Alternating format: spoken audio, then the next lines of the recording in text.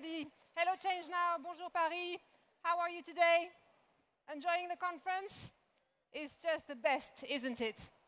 So this is going to be a very special session. Let me just introduce myself. My name is Sophie Bidwell. I'm a director of Springwise. You probably have heard about Springwise already, so I won't explain what it is again, but go and check it out. You won't be disappointed. It's a little bit like ChangeNOW on a daily basis. And I have been lucky enough to participate in these ChangeNOW events since they were set up. I love this conference. This is my favorite moment of the year. And every time I participate in a ChangeNOW event, two things happen. The first one is I get this extraordinary influx of positive energy, which I am sure you are feeling right now and will take back home. And this, I surf on this for about 6 months to 12 months afterwards until I need another fix, and then the next ChangeNOW conference happens. The second thing that happens is that I get this light bulb moments. So moments where my perception, where my point of view fundamentally changes and it pushes me to do something different. And I would like to believe that the session we're about to have might be one of those light bulb moments for you. So what we're going to do, and Santiago talked about narrative changes this morning, and in this session, hopefully we're going to achieve a narrative change about an element that we think we know very well, which is carbon. Carbon is probably one of the most used words in these conferences in the next few days. Yet, do we really, really know it and understand it? So we're going to deep dive into carbon and see how we can change the narrative around carbon, why it's important, and move it from being the problem to being the solution. So that's our goal over the next hour. And to get us started, we are going to watch a clip from the documentary without which this session wouldn't exist. So Daniella Ortega, who we are going to speak to in a few minutes, has written this documentary about carbon called Carbon, the Unauthorized Biography. So I'm going to let you discover that, and then we will have a conversation with Daniella. And then just to let you know what happens after that, we will move from the philosophical and the emotional into the practical, and I will then have panel conversations with people who are living this change around the narrative of carbon every day and who have solutions around it. So here we go. Let's watch Carbon, the Unauthorized Biography, a clip from Daniella Ortega. Thank you.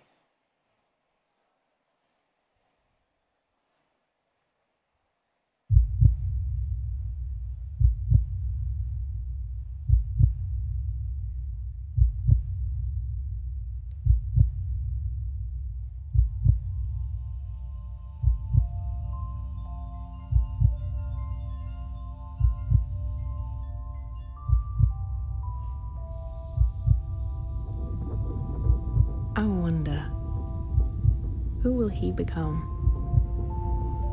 What will be the story of his life? His is yet to be written, but mine is like a book that never ends. Yet I am a part of him, building him cell by cell, right here, right now.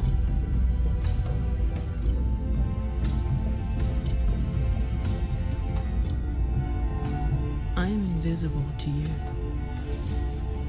but if you look closer, you'll find me. See? You call me an atom, an element, a fundamental building block of life. You name me carbon. But would you believe me if I said that before I arrived here, I was here?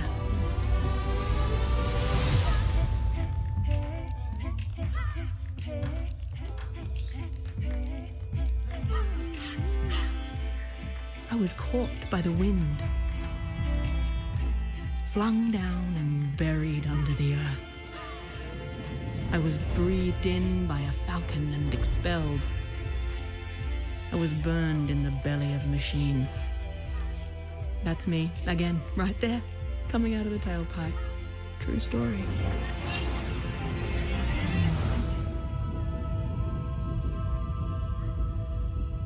This perfectly formed child is partly built of pollution, of waste.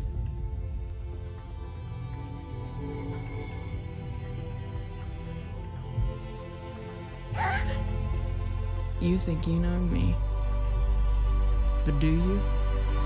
The levels of carbon pollution in our atmosphere have increased dramatically. Daily choice is to reduce their carbon footprint. We'll abolish the carbon tax. Global carbon emissions are tipped to hit a record high It's the this start year. of yet another war over carbon. People saying we have a carbon problem. What is your carbon footprint? What is your carbon tax? And I'm thinking, don't blame carbon. It's not carbon's fault. Carbon is profoundly important in the universe. She is what makes us possible. We are nature because we are made of carbon. So is everything else. Every one of us lives in a carbon world. We have to learn to get along with carbon. Nothing is more urgent to the survival of human civilization as we know it than understanding carbon and where she likes to hide. I am the most talked about, but least understood element on Earth. If you are to survive me, you must understand me.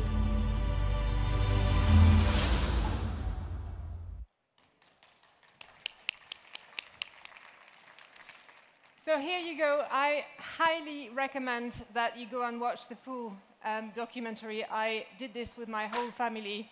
It was a seminal moment, so please go and look out for it and watch it. Daniella, I can see, is online. Daniella, I am going to introduce you very briefly, and then I'm going to let you talk about your wonderful documentary. Daniella is an award-winning documentary filmmaker. She's joining us from Australia, where it must be very late. So thank you for that, Daniella. You focus on high-end documentaries, and you have covered topics ranging from archaeological discovery to colonial violence, all the way to the intricacies of the teenage brain. So very warm welcome for Daniella Ortega, please. I hope you can hear the clapping. I can, thank you. How are you today? I'm great, thank you. It's a little bit disconcerting being able to hear my echo, but if anybody can do something about that, that would be great. But I'm fine, I feel good. Thank you, and I wish I was there. It looks like an amazing conference, and you're all so lucky to be there in person. We are indeed. So, Daniella, we don't have a lot of time, so let's get into it. So, could you just bring us back to the genesis of this project for you, and maybe to the research phase? So, surely you have researched your character in depth for this documentary. Maybe what was that like, and what surprised you the most about your character as you researched it?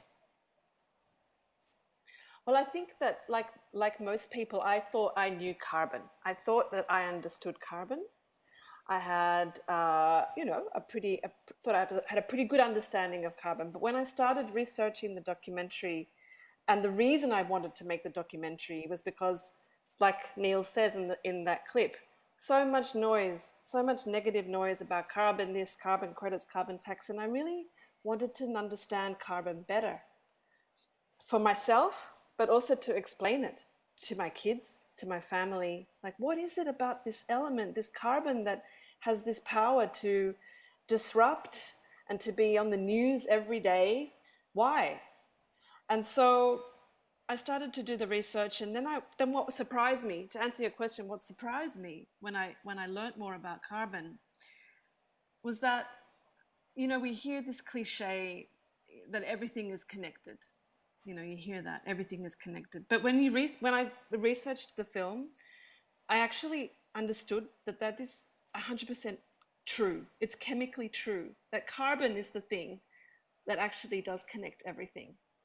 And so that was actually quite profound for me, to understand that carbon is not the enemy, Carbon is us.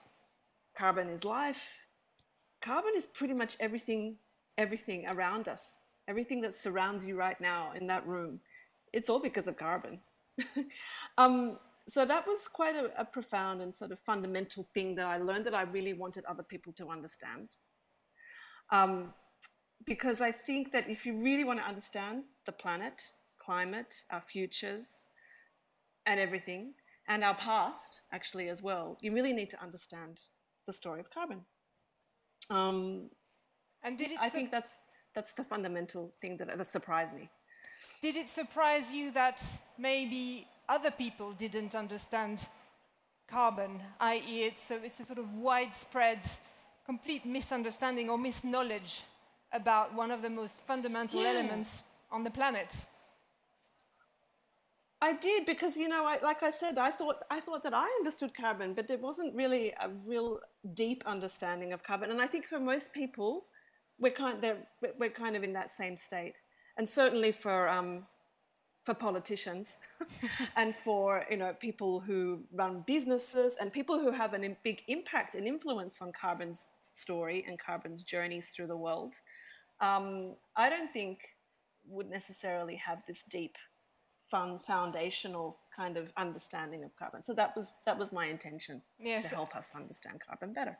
And for those who haven't watched the movie, it's very graphical, and you can see carbon as this element, and it's pink, and it floats all around us, and it moves from a star to being us, to becoming something else. And it, as Daniella says, it really makes profoundly, gives you the feeling that we are all connected through this one element, which, if I've understood the documentary correctly, is 90% of all we see is carbon.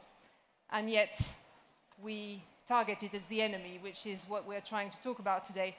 And Daniella, I know you get asked this question a lot, but you made your character carbon, and then you made your character a female character. Why is that?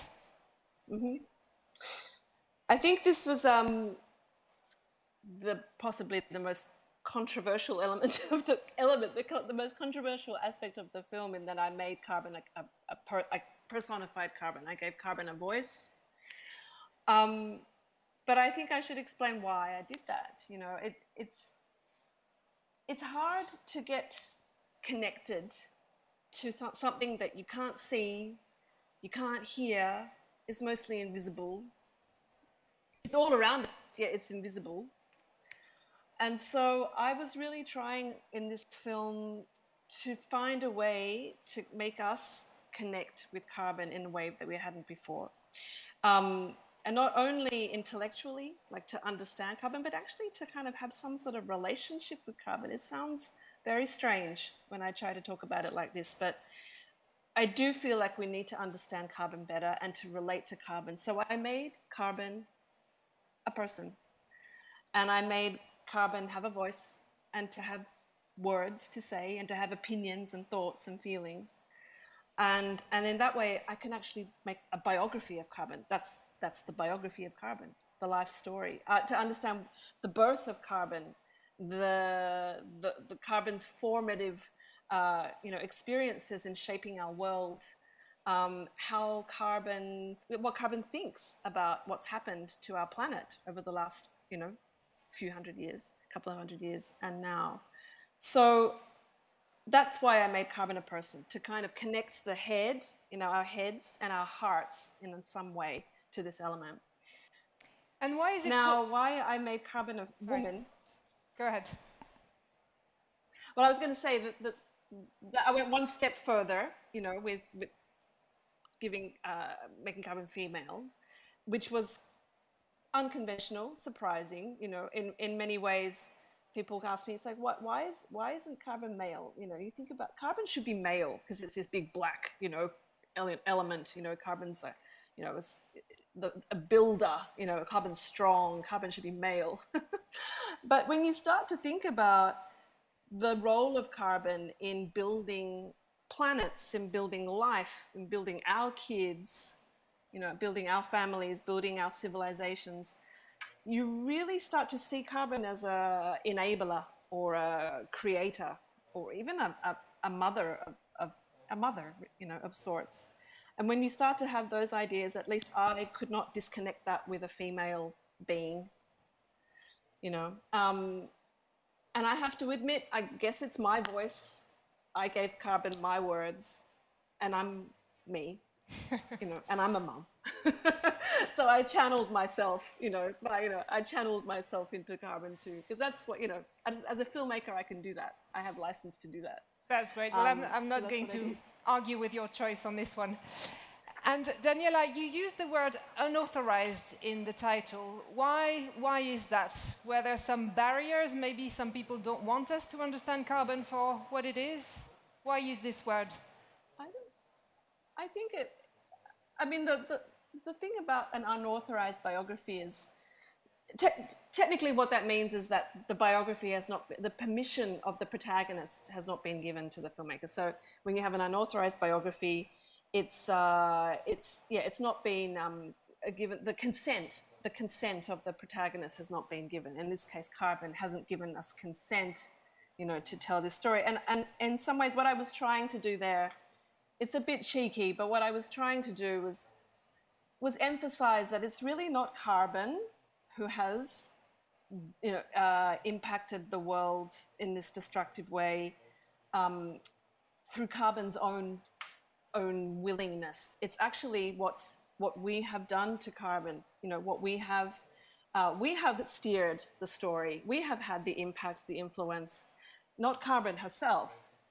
And then I guess that's the unauthorized part of the biography. It's again my artistic kind of license, but yeah, it also is an intriguing title. Makes people go, it's a great title. What is that? It does the job. I want to know what that is very well. What's that about? And yeah. And so you launched this documentary a few years ago. What happened then? What was the reaction that you got, and did the reaction surprise you? Well, actually, it's only released last year. Okay. So it was released in France and various. It's still being screened in, I think it's 21 countries so far. So it was only released about less than 12 months ago, roughly, a bit longer than 12 months ago, and has done many festivals, and won many awards. It's been a really great reception. I feel like. The only disappointment I have to say is that it was not picked up as a sale in the United States, because my film is quite an unconventional science film. It's very unorthodox, and for quite conservative broadcasters, think that it's not for them. But luckily, and that's been the case in the United States, which is really quite disappointing. But in France was one of the commissioners that first took on the film, which was fabulous, and many other, all across Latin America and many other countries, it's been screened, and it's been a really great reception. Yeah. So we're in the Cannes season, and so obviously it's a topical moment for movies. Do you think movies have a role to play in our fight that we're all here to fight today? I mean, I have to believe that, because I'm a movie maker, right? That's what I do. That's my fundamental belief, is that it's the role of artists and filmmakers, especially, to tell these sorts of stories in new and interesting ways, in innovative ways that kind of shake up our thinking and the narratives that we're stuck in. And I do feel like we need more of that. I really do. And I hope that this film, inspires other filmmakers to also think about the climate crisis and many, many aspects of the climate solutions as well in interesting ways. There's a lot of saturation out there in what we can watch. So to do something that's surprising, unconventional, innovative, I think is really, really important. Otherwise people don't. They just don't watch, So yeah, it's a challenge. And let's just get practical, Daniella. So the main message of the movie is that one needs to change their relationship with carbon. What does that mean in practice? What does that mean for individuals, and what does that mean for corporates and people who have a different type of voice? So in my film, it's a very intimate, personal, emotional film about a relationship. And so what I was trying to say what I was trying to imbue on the audience watching the film is that every time we talk about changing our relationship with carbon, what that actually means is we're building a bridge toward the places that we love and the people that we cherish in our lives. So we need to remember that to preserve, we talk about, you know, preserving biodiversity and all of those things, and that's fundamentally important. But what that means on an individual, personal level is that to preserve the places and the people that we love, actually.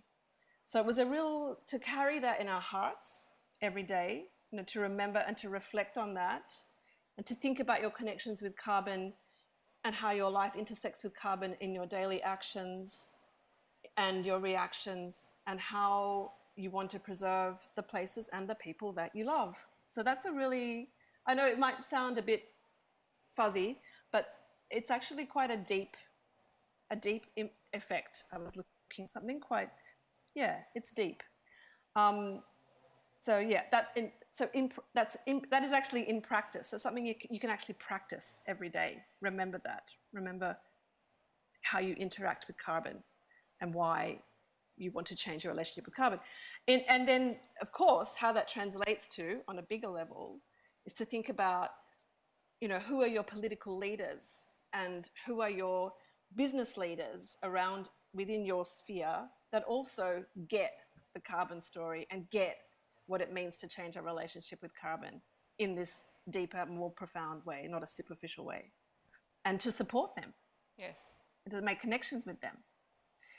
So that's what that means. I mean, on a corporate level, you can extend that too. You know, in every sector, corporate leaders can reflect and look hard in their own carbon story of their organization, and, you know, think about extending the ideas of the film, how to respect the cycle of carbon, what can we do to reduce our level of harm and negative impact on the planet, and how can we make your organization, you know, have a healthy relationship with carbon. It's still the same, it's just extended on a different scale.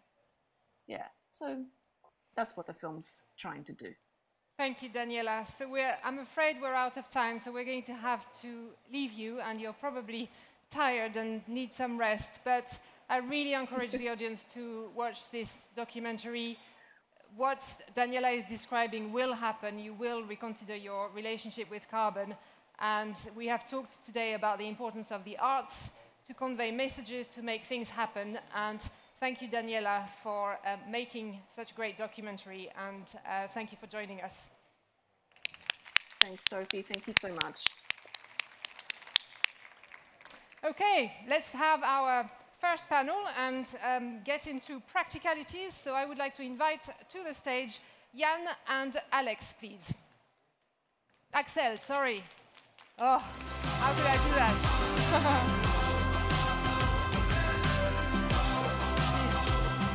Grab a microphone. So the reason I didn't pronounce your family names is that I was slightly worried about yours, Jan. So you're going to do that for me, please. So I haven't introduced you because you're going to do that much better than I will do it. So please, would you introduce yourselves to the audience and also the solutions that you represent and what they do? Starting with you, Jan. Yes, so, well, it's Verbeek. So my name is Jan Exactly. Verbeek. I apparently don't even pronounce it right because it's a Dutch name. I'm German and I'm making a mess out of it. But, well, I'm the scientific manager at SeaForester.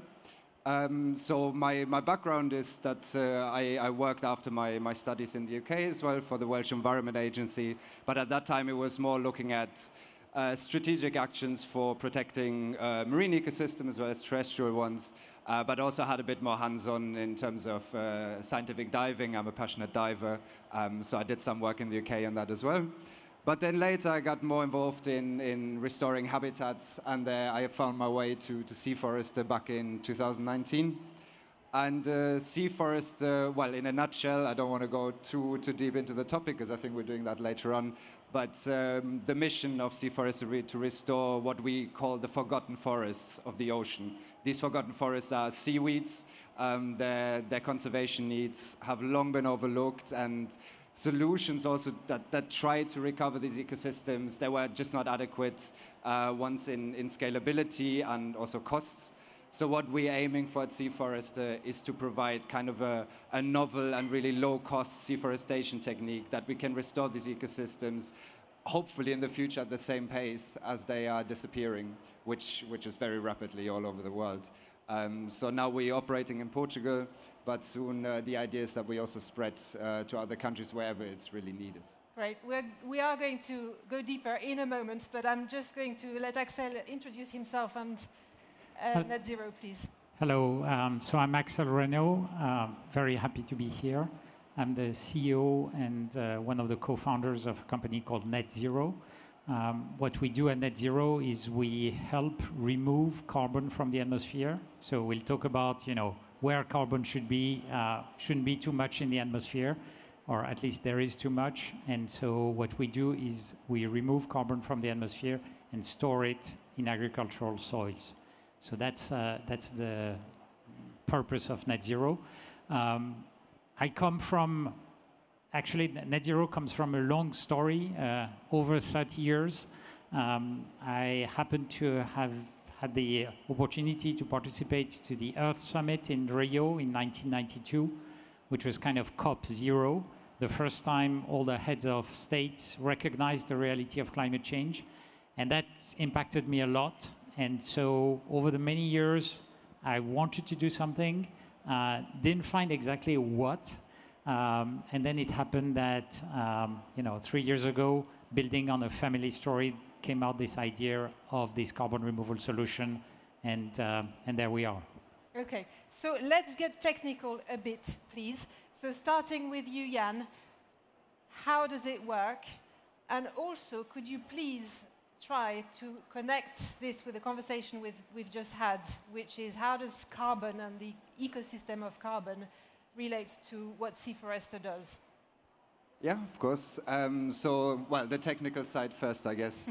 What we're using, what I kind of touched on earlier, is kind of novel seaforestation techniques that are really inspired by aquaculture processes, but we're adapting them to restoration. So what does that mean? Normally in aquaculture, you would seed on a string, put it out on long lines, and you do that for the biomass that you harvest and use. The same process you can do, but we're seeding it on a small stone. And the process after is the same. We have them in nurseries, cultivate them for 3-4 months, and then deploy them at sea. And the really nice and scalable thing about our solution is that you don't need divers. You just throw it in from the surface of the ocean, from a boat. This is much more scalable. It's low cost because the real cost comes when you put lots of divers in the sea several times during the day, several times of the year, and it just adds up. And then the benefit you get out of doing this restoration is not as high because of that kind of cost-benefit ratio, right? So once the stones are in the sea, they just continue to grow naturally and then form a new seaweed forest within just a few years, which is also the nice thing. If we think about land forest restoration, it can take decades until that ecosystem is restored, at least the biogenic habitat itself. And for kelp and other seaweed forests, this can be 2-3 years until you have the canopy restored, and it can take longer for the whole biodiversity to come back. But yeah, so you get a much faster benefit back from these ecosystems. It sounds so simple when you explain it. I'm wondering why hasn't somebody done this before? I think the issue in the past was that the value, and I'm not just talking about environmental value, I'm talking about the economic and social value of kelp forest, it wasn't really that well understood. Now there's a real momentum behind seaweed for aquaculture, but also for restoration, because now the value is really known. I mean, there's a very recent paper that came out that estimated it to be $500 billion a year in economic benefits alone that come from these habitats. So that's huge. And maybe touching on the conversation you had before about the carbon, So I agree, we have to change that narrative because carbon itself is not the enemy. I mean, carbon is we are all built of carbon. The seaweed or the kelp we're restoring is built of carbon, and without carbon in the ecosystem, we cannot do restoration. You know, and I think rather than talking about decarbonizing the atmosphere, we really have to think about recarbonizing our biosphere, and actually restoring biosphere will take us a long way to counteract climate change, because it's not just about reducing emissions, it's about taking that CO2 out of the atmosphere. Great. Thank you, Axel. I can see you're dying to talk, so over to you. No, I'd like to start trying to relate to the movie, because carbon is obviously such a useful atom. The issue is how much there is where. And like any good things, you know, you want to have it in certain proportions. Generally speaking, you want lots of carbon in the biosphere, in ecosystems, in soils, because that means a lot of life. And you want a bit of carbon into the atmosphere, because otherwise we'd be all freezing, you know, and it will be even worse than the ice age. But you don't want too much, because then, you know, we get too hot. So it's all a question of proportions. And the problem is that over the last couple of centuries, we've been taking a lot of carbon from the ecosystems and throwing it into the atmosphere. And also, we thought, oh, good idea. There's a lot of carbon buried deep down, and also this one, we're going to take it and throw it into the atmosphere. I mean, it was a useful process, so, you know, there was a purpose for doing it. But we put the carbon in the wrong place. And so now we end up with ecosystems that are depleted and too much carbon into the atmosphere. Just to get an idea, we humans emit about 30 billion tons of CO2 per year. And it's 50 billion tons of CO2 equivalent, because we also put methane and other things, part of them having carbon. So it's just staggering, the amount of carbon that we are throwing into, like if it was an infinite dump into the atmosphere. And that's the problem of climate change. So what we're doing at NetZero is trying to reverse that and say, okay, let's capture carbon into the atmosphere and put it in a useful place. In our case, it's in the soils. The agricultural soils have been depleted of their carbon content, and that leads to the need to add every time more fertilizers, different types of intrants and so on. And basically, we are kind of killing our soils. And so what we do is we say, okay, plants grow, they capture CO2 through photosynthesis, and this is a wonderful process. Now, if we don't do anything, the plants at some point degrade. They are burnt, they are digested, they are landfilled, whatever. And so the natural cycle of carbon goes back, and then the carbon goes back into the atmosphere. So what we do is we extract this carbon that was already captured, we stabilize it in a useful form for agriculture, and we put it in agricultural soils. And so basically it's taking the carbon where there's too much and putting it where there's not enough. Great, and that has a name, which probably you want to share with the audience. Yeah, the name of the product is called biochar. So it's a bit like a sort of charcoal, if you want, with a bit different physical properties. And the interest of that product is that it's not only in the soil, but it helps improve the quality of soils. It helps retain water, it helps retain nutrients, it helps develop microbial life in the soil. And so it's a substrate to make soils better, more productive, and you can get huge uptakes in yields and reduction of fertilizers at the same time. Around 30 to 40% reduction of fertilizer, maintaining yield, or 30 to 40% increased yield with the same amount of fertilizer. So it's a real solution for better agriculture, more regenerative and more productive. So again, similar question. It sounds amazing. We capture carbon. Not only we capture carbon and sequester it, but we make the soil better, and therefore the farmers' yields increase, etc. It's a perfect solution. Why don't we do more of it?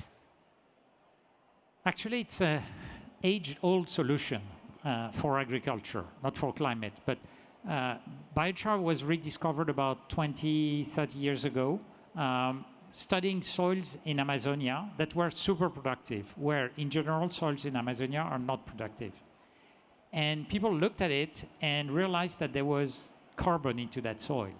And that this carbon had been put there by humans. So it was not a natural process. It was actually charcoal. And it was put there by populations before we discovered America. And from a kind of empirical way, people had seen that by putting extra carbon in soils, it kind of made the soil more fertile. But then there was a click. People said, well, actually, this carbon has been put there for a very long time, and it's still there. So it's also super stable. And so there was a kind of rediscovery of biochar, and then kind of improvements in the production process. And that was a lot of scientific work over the last 20, 30 years. But there was no economic model, because at that time, there were no carbon credits. And carbon credits have a bad image sometimes, but they're also very useful to restore ecosystem, to maintain ecosystems, and in our case, to basically make the product affordable for farmers. Because there are carbon credits, we can sell the biochar very cheap, and so it makes a lot of sense for the local farmers. We operate in tropical developing countries, so people don't have a lot of money there.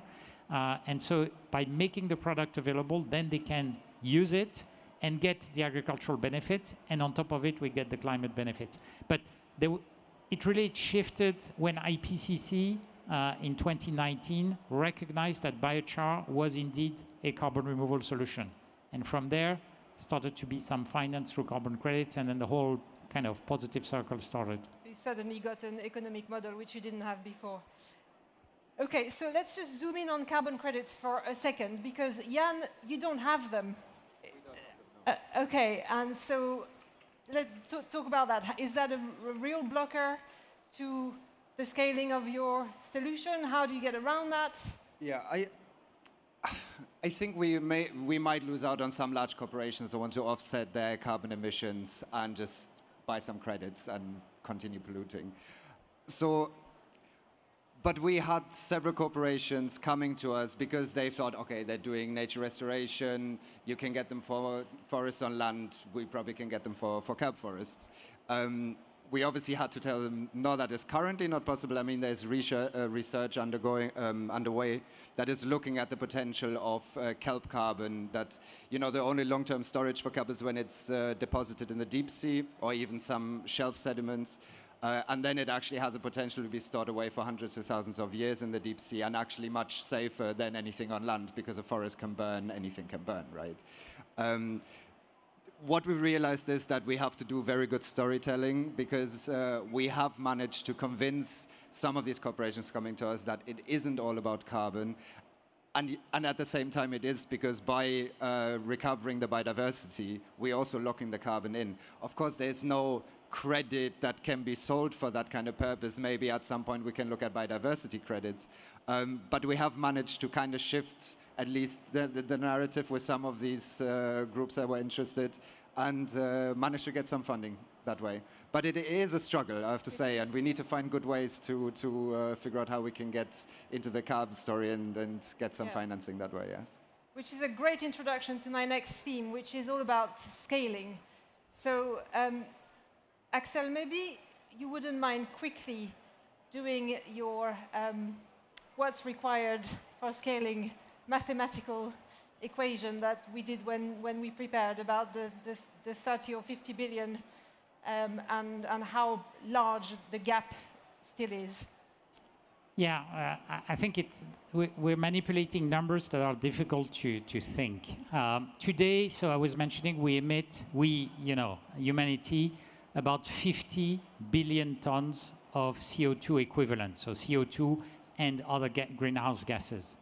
And IPCC says if we want to maintain, temperature rise around plus 1.5, 2 degrees, we need to be net zero in 2050, hence the name of my company, NetZero.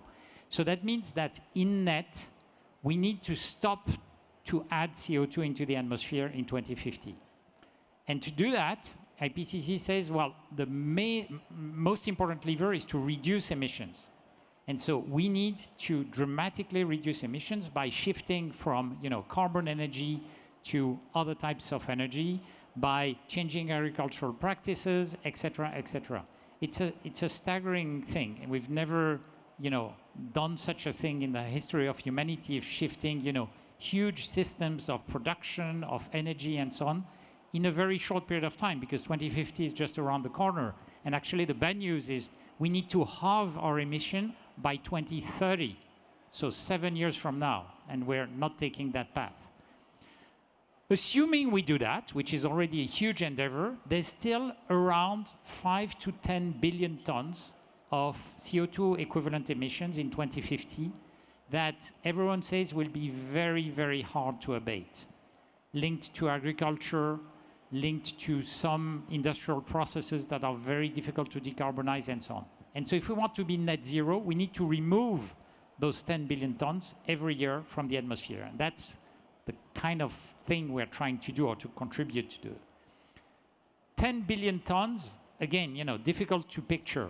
But if you think the oil and gas sector today extracts in combined 6 billion tons of oil and gas combined. You see all the assets that have been deployed to do that across the world. Well, we need to move the other way around, I would say, from here to there, there being the soil, the deep soil, the sea, whatever. We need to move 10 billion tons. And it's a huge industrial endeavor. And so basically we need to start scaling that now. There are a lot of people saying, well, first reduce, and then when we've reduced everything, we'll take care of the remaining 10, 15% that cannot be reduced. But if we don't start building the industry that will remove those tons in 2050, we will never have this industry. Because already thinking about how do we build something that big in less than 30 years is like, wow, how are we going to manage? And so, yes, carbon credits should not be an excuse to continue to emit, but we should start to remove carbon from the atmosphere. First of all, because we emit carbon, and so everything we remove today, well, this is already done. And then we're building the industry for removing in 2050. I think what many people don't understand is that when you emit CO2, it stays there. It's not, okay, every year on January 1st, we reset the counter and we can emit again. CO2 is a very, very stable molecule. So when you emit a molecule of CO2, it will stay for thousands of years in the atmosphere. And so every time we emit something, basically we kill the climate for 1,000 years. And so we need to remove the carbon long term so that basically we manage to balance that. And that's the whole issue about scaling. So my question about scaling, and we've heard it today over and over again, the task is gigantic, but we have the solutions. You have two exceptionally good solutions. Now we need scaling. What does it take to scale? What do you both need to scale this to enormous proportions? Well, I can start, without being repetitive, money, which is always the issue. We are a startup, the proper research and actual fieldwork we've done quite recently. We're trying to upscale now, build capacity, and for that we need capital, right? So that's a real breaking point at the moment, and that hurdle we need to get.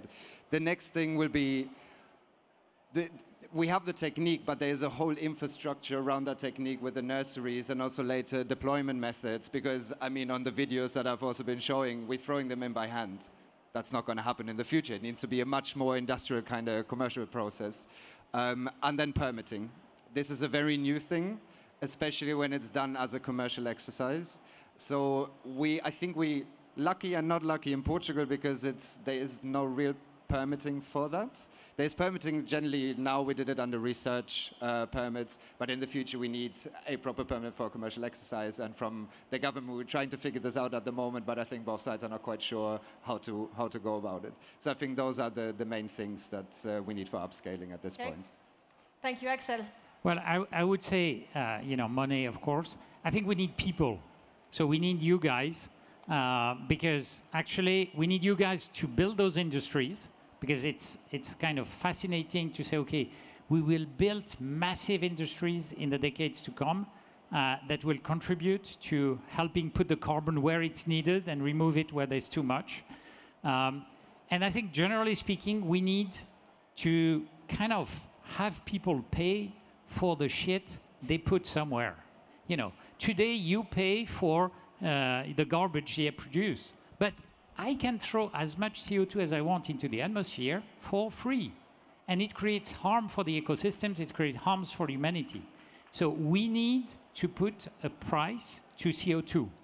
People who emit CO2 need to pay for it. And that will pay for the industry that does the cleanup, for the industries that shift and allow to emit less CO2. But basically today, you know, it's so easy, it's free. You can dump your shit and, you know, hopefully someone else will take care of that. So we need a price on carbon and we need visibility on regulation. Back to what you are saying. Today, how carbon markets will work, totally unknown. So, you know, investors, they don't like uncertainty. So to bring money to companies like ours, they need to have visibility. What will be the price of carbon? What will be the regulation? What will be authorized and not authorized in one country, across countries? And I think here we are failing, and the COP process is failing very badly. The Article 6 from the Paris Agreement is still in discussion. How carbon market will work, no one knows, and that creates uncertainty, and so doesn't allow to bring enough money to scale our solutions. Okay, let's end on a positive note. Where do you find hope? And do you see hope, and is it accelerating? And we're out of time, so quite quickly, please. So we keep it short. I think for me, especially recently, last year we were in the Earthshare Prize finalists, so I really saw firsthand a lot of solutions that, you know, that are all over the world. I mean, you see a lot these days through the internet, but it was really, I think it was quite inspiring for me as well to see how many people are working on solutions to repair our planet. Same here today with so many solutions doing that. Many I have never heard about, you know, already being in this kind of field. But I still don't know all the solutions.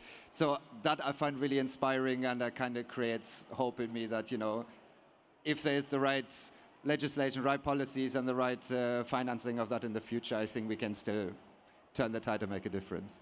Indeed. Axel? Well, here, you know. So I think that this kind of event, think 10 years ago, probably, you know, we would have had very, very few people. So the hope is that a lot of people are starting to really understand, you know, that the change is needed, are going to push the legislation, and it will happen. My only doubt is, will it happen fast enough? But I think we're getting to the point of no return, not yet on the action on the ground, but on deciding that this time we really need to act. And this is, you know, kind of the first step towards changing. So, you know, I think there's hope. My little doubt is, will it be fast enough? But it's for all of us to kind of contribute and try to speed up what's already kind of starting to move. Okay, let's do that. Please thank my two panelists. Thank you very much. And I am now going to invite Caroline on stage. I don't know where she is. She is here. Please join me.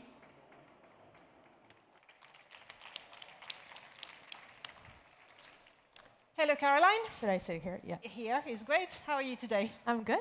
Enjoying the conference? Yeah, very good. Yes, there's a lot fantastic. Of people. First time at ChangeNOW? First time as a speaker and exhibitor. Great. So Caroline is joining us from TerraTerre. By the way, great name, TerraTerre. So for the non-French speakers here, TerraTerre means grounded, down to earth, practical. So it's a great game on words. I don't know who came up with it, but it's a brilliant... Our founder, yeah. Very, very, very good. So tell us about you and tell us about TerraTerre, just to give the audience an idea. Well, thank you for having me first. My name is Caroline. I'm head of partnerships at TerraTerre by Agoterra, which goes by the name of TerraTerre. And the idea behind TerraTerre is basically, there's two observations that we made. The first observation is there's a crucial need to change the way we do agriculture. And the second observation is there are companies out there who want to contribute to that change, but they don't have a lot of alternatives when it comes to funding local, transparent, and tangible projects. So that's why we came up with TerraTerre, and the idea is to, and our mission is to accelerate the transition towards regenerative agriculture, thanks to carbon finance and the engagement of companies that engage in serious climate strategies. So you connect companies with projects with farmers. of regenerative agriculture with farmers. Absolutely. You have on one side farmers that engage in a 5-year project with a target. So it's not just, you know, here are some practices, here are some techniques, we'll come back in 5 years and see how you've done. There's an actual follow-up, there's a target in terms of removal, so we store carbon in soils, but also reduction, right? When you look at the carbon emissions in agriculture, there's not only CO2, there's methane, there's nitrous oxide, you know, there's a bunch of things that need to be done. So those farmers are, you know, quite, are the protagonists, right? They take that risk to go into a 5-year project. And on the other side, you have the companies that fund these projects. And they bring financial support, financial incentive for farmers to change, but they also bring the technical support that these farmer needs to do that transition. And is that financial support in the form of carbon credits, or is it? Absolutely. Yes. Okay. Yeah, so we use the carbon, when I say carbon finance, we use carbon credits that are certified, either Label Bas Carbone, which is the French label, or Gold Standard, which is a more international label. Okay. And Caroline, back to our narrative here and the beautiful documentary that we watched a bit of earlier on. How do you relate to that conversation? What did it do when you watched this, and how does it relate to TerraTerre? Yeah, so I watched the documentary a few days ago, and I loved the part where there's a lady that says, you know, at the end of the day, we're the sun, because the plants get their energy from the sun. You know, the animals eat the plants, and then we eat the animals, or we eat the plants, and I thought that was very poetic. But I really relate with the fact that, you know, carbon is really vilified, and I make the parallel with plastic, because I used to work in plastics and recycling, and, you know, it was all about plastic is super bad, we need to eliminate plastic.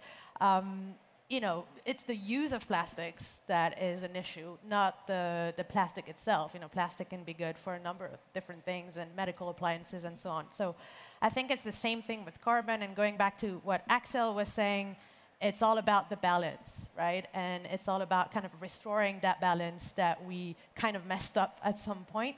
So I can really relate to that. That's what we're trying to do at TerraTerre is carbon is a tool for farmers, right? It's super important for them to be able to grow stuff, right? So it's not the bad guy, it just needs to be in the right place and in the right amount. Great. So earlier on we talked about the decarbonization journey in the atmosphere. Yeah. Let's talk about agriculture and soils and maybe the food transition. Could you give us a sense of the scale of the task and yeah, I can do that. What do we have to do in the food transition space? Yeah, so when we look at the full picture, food and agriculture is basically 25% of greenhouse gas emissions today. So, you know, it's a daunting task. And within that, you know, a vast majority is agriculture. And when you look at the breakdown, within agriculture, you have obviously everything that's to do with cattle, methane from the digestive process. You have crop production, not only carbon dioxide, but nitrous oxide that comes from fertilizers or chemical fertilizers. And then you have the soil, right? So too much tilling, for example, has degraded our soils and has emitted way more carbon than was intended, or at least that should. So that's the picture today. So the picture is quite, I mean, it's unequivocal, right? There's, you know, the way we do agriculture, the way we do farming today does not work for us, does not work for the environment.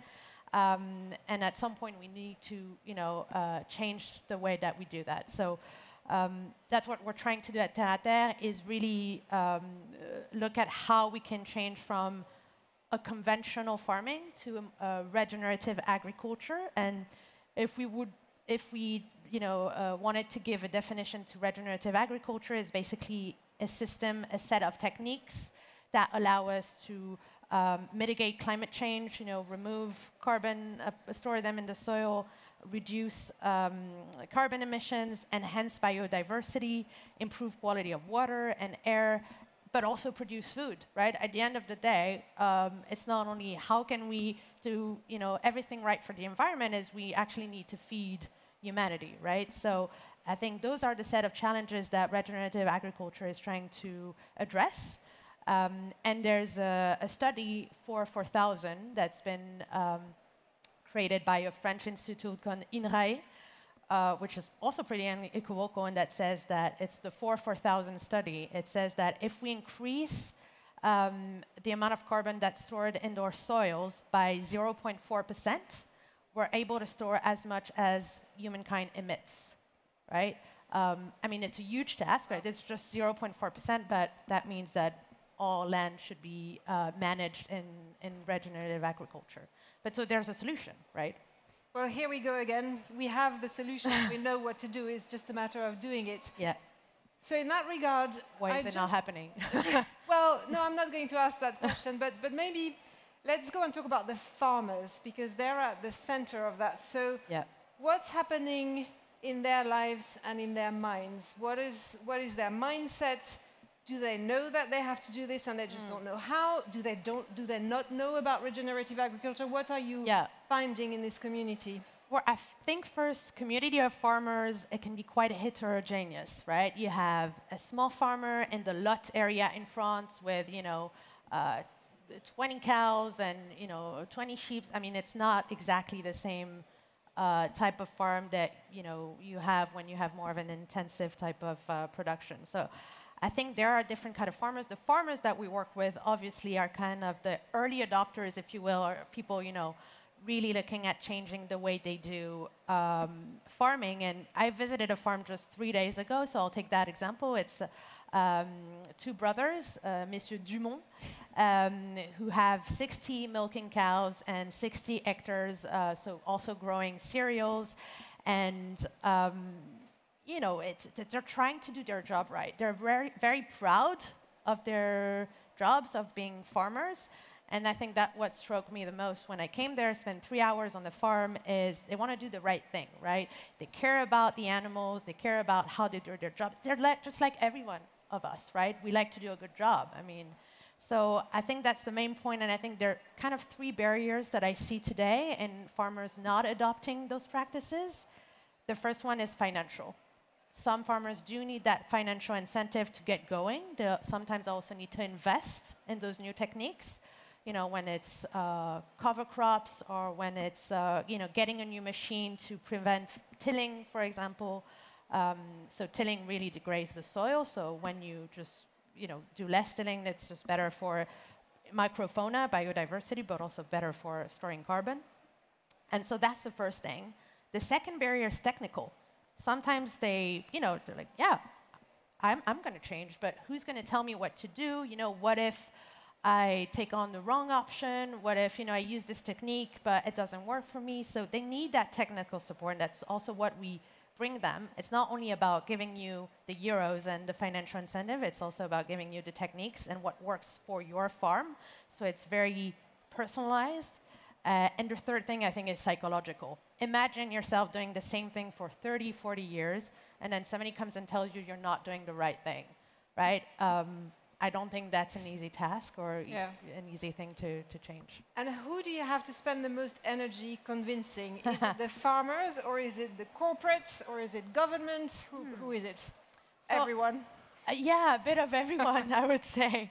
I would say for farmers, we work with cooperatives, we work with chambers of agriculture. So we work with, on-ground communities that help us spread the word. And then when we work with a farmer that's kind of the leader of their communities, it's then easier to kind of spread that idea. Companies and corporates, difficult. Because, and I relate back to what Axel was saying, it's all about reducing, which is the absolute priority. And, I completely agree with that. But they tend to forget what IPCC says very clearly, which is if we don't remove carbon, we're never going to reach those objectives that we set ourselves collectively. So I think it's important to do both. And sometimes the contribution and the removing part just, gets completely ignored and say, we'll see that later on. But first of all, nature doesn't wait. It's the albedo and kind of what we see with it's getting warmer, and so it's a virtuous, not virtuous, but vicious circle. It's getting warmer, so it releases more carbon, so it gets warmer, etc. And also, storing carbon in soils takes some time, right? Nature doesn't change from a day to another. Rome wasn't built in 3 days, so we need to anticipate, right? And 2050 is tomorrow, right? So I think that's the biggest hurdle for us, is creating that sense of urgency. I recommend a partnership with Axel and NetZero to more carbon. We had a bit of a chat before that. I'm sure you did. And I'm curious to hear about the journey from traditional farming to regenerative farming. If I'm a farmer and I decide I want to do that tomorrow, how long will it take me? What does it take? So the first step for you as a farmer is to measure your carbon footprint. Just like any other company, you need to know where you're starting from. So we have a bunch of techniques to do that based on the type of agriculture. So you're measuring your carbon footprint. Based on that, you know where you can go. You set yourself a target in terms of ton of CO2. So it's a very concrete indicator of how well you'll be doing. And then once you have that target, say 1,000 tons of CO2 in 5 years, then you can select the different techniques that you're going to implement throughout the years to get to that target. So it can be installing cover crops. So in between 2 crops, you'll be plowing another crop, which will allow to store more carbon in the soils. And if you choose your crop correctly, it will also bring organic fertilizers. That means you reduce your chemical fertilizers, which means you also reduce the nitrous oxide. You can plant trees, you can plant hedges. That's also very beneficial for biodiversity.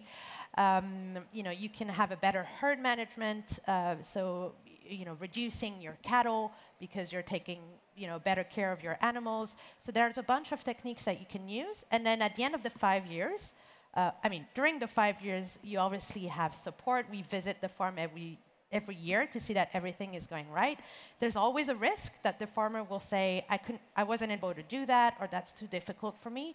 And that's also we work with farmers and nature, so that's we have tools to mitigate that risk. And then we have an independent auditor that comes on the farm and that verifies the reductions and the removals that's been done for 5 years, and then that's what generates the carbon credits.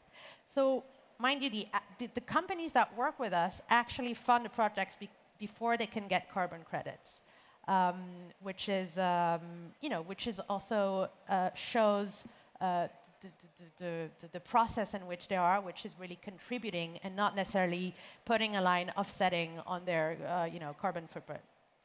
So what's in store for TerraTerre? How are you going to scale? So, money? No. So today we're supporting 2,000 farmers throughout France. We're also starting to support farmers in Belgium and Germany. We're looking to expand throughout Western Europe, so the next countries will be Spain, Italy, and the UK. So that's really where we're going. We're trying to get as many farmers as possible in the process, which means that we also need to get a lot of corporates to follow us in that journey. And that's also my job. And is that the more difficult end of the bargain? Yeah, I would say if I had to choose, as I told you, creating that sense of urgency and showing that it is important to also contribute, to also fund projects that remove is, a challenge. But I think we're getting there, and I think all of the people that we work with today really, they come from all kinds of different sectors, but what gathers them is that they want to fund local projects. We're all about proximity between the contributor and the farmer, and transparent projects. And we have a tool that allows them to see what's happening on the farm for the 5 years, the span of the project. And we talked a bit about carbon credits before, yes, and the fact they've been vilified. Yeah. What's your take on carbon credits? How can we change the narrative around that as well as carbon? Usually I see a bit of confusion between the UTS system, which is the compulsory system from the Kyoto Protocol in '98, which is basically I'm a factory, I have a right to emit X amount of tons. If I go above, I need to buy credits from other companies. If I go below, then I can sell my carbon credits. We're not in that space at all. We're on the voluntary carbon market. So we also call them carbon credits, but they're more like carbon certificates, if you will. So I think there's confusion in that, and I think it also goes back to how do you use those carbon credits, right? What are you doing with them? How do you communicate on that? In France, the claim carbon neutral is becoming forbidden to be used by companies. So that shows you a lot about, it's not the carbon credit itself, it's what you do and with it and how you communicate on it. But I think it's a great tool to steer funding towards meaningful and impactful projects. Great. So we're coming to the end of this session. I'm going to, again, try to end on a positive note. Yeah. Are you optimistic about the future? Hopefully the answer is yes. And tell us why. I am optimistic. I mean, it should be if I'm still in this space, otherwise just be doing something else. But I am optimistic, and what really gets me optimistic is, well, exactly the farm visits that I did, the farm visit that I did a few days ago, where I could see the farmer talking with the company that has nothing to do with farming, and see them exchanging on their challenges. And I think the key is, kind of creating that link, creating that space to talk about our challenges, understanding why farmers, do the things that they do, how we can help them transition. So I am optimistic. I just think, as Axel, I think we're on the same page, is how fast can we go? We always talk about acceleration. I want to see that acceleration happening, and I hope we'll get to see that. Do you feel it in the air? I feel it in the air. But feel it today, come on. Yeah, no, I can feel it in the air for sure. I see, there are referentials. Label bas carbone is a super good referential. I mean, there are some things that need to be improved, but I think it helps a lot kind of get those stakeholders around the issue and get the right frameworks for us to do that. So that we do have things that show we're in the right direction. Right, so we're coming to the end of this session. Maybe you can help me with parting advice or words for the audience. I think I'd like to go back to restoring and regenerating, because we talk a lot about carbon, but there's a bunch of other indicators that tell us about the health or the non-health of our ecosystem, like biodiversity, quality of our water, quality of our air, amount of our water, how much water we use. And I think, going back to how we can protect what we have and regenerate and restore what we've damaged, I think is the way we should go. Great. On that note, thank you very so much for joining us, Caroline. Okay, thank you. Thank you. Right, so what I haven't done is I haven't explained that somebody was in the background drawing the conclusions from this session. So Fanny is an illustrator, and she has been drawing live this illustration about our conversation.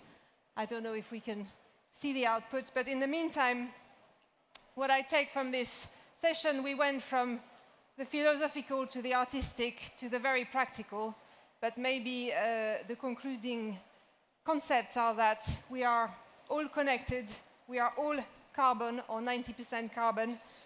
We don't need to just decarbonize the atmosphere, we need to recarbonize the biosphere and change our relationship with carbon. We have the solutions, we know what to do. It's all about the scaling. The scaling needs to happen from the top down, carbon price, government, but also from the bottom up, from the farmers and the communities. And it takes all of you to do that. So thank you very much, and let's change now. Thank you.